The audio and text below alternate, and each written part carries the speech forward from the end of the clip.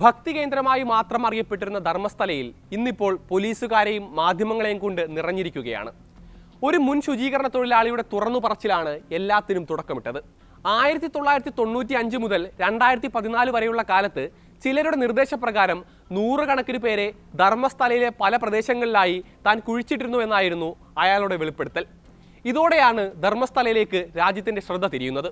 നിലവിൽ മുൻ ജീവനക്കാരൻ കാണിച്ചു കൊടുത്ത സ്ഥലങ്ങളിൽ പ്രത്യേക അന്വേഷണ സംഘത്തിന്റെ നേതൃത്വത്തിൽ പരിശോധന പുരോഗമിക്കുകയാണ്. ആദ്യ 2 ദിവസം ഒന്നും കണ്ടെത്താനായില്ല എങ്കിലും 6ാമത് തോണ്ടിയ കുഴിയിൽ പോലീസ് അസ്ഥികൂടം കണ്ടെത്തി. നിർണായകമായ ഈ കണ്ടെത്തലിനെ കുറിച്ചാണ് ഇൻഡെപ്ത് സംസാരിക്കുന്നത്. സ്വാഗതം.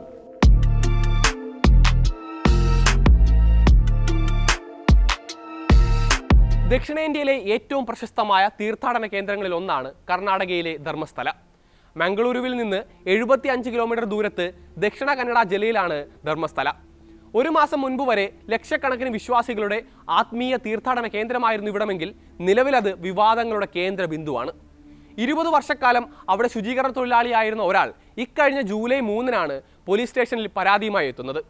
100 കണക്കിന് പീഡനക്കൊലകളുടെ സാക്ഷിയാണ് താനെന്നായിരുന്നു വെളിപ്പെടുത്തൽ.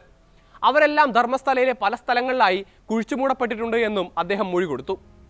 ഞെട്ടലോടെയായിരുന്നു രാജ്യം ആ വാർത്ത കേട്ടത്.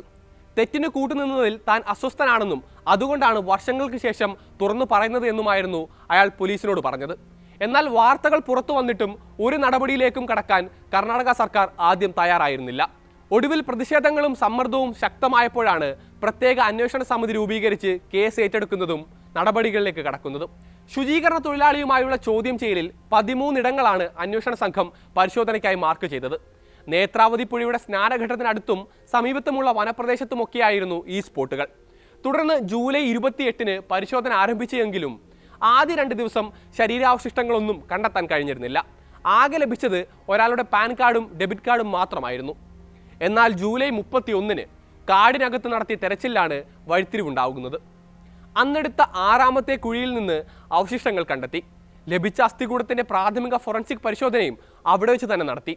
ഏകദേശം 4 അടി താഴ്ചയിലായിരുന്നു അവശിഷ്ടം കണ്ടെത്തിയത്. 15ഓളം എല്ലുകൾ ഉണ്ടായിരുന്നു. അതിൽ പലതും പൊട്ടിയിരുന്നുവെന്നും ടൈംസ് ഓഫ് ഇന്ത്യ റിപ്പോർട്ട് ചെയ്യുന്നുണ്ട്. അവശിഷ്ടങ്ങൾ ഒരു പുരുഷൻ്റേതാണെന്നാണ് പുറത്തുവരുന്ന വിവരം.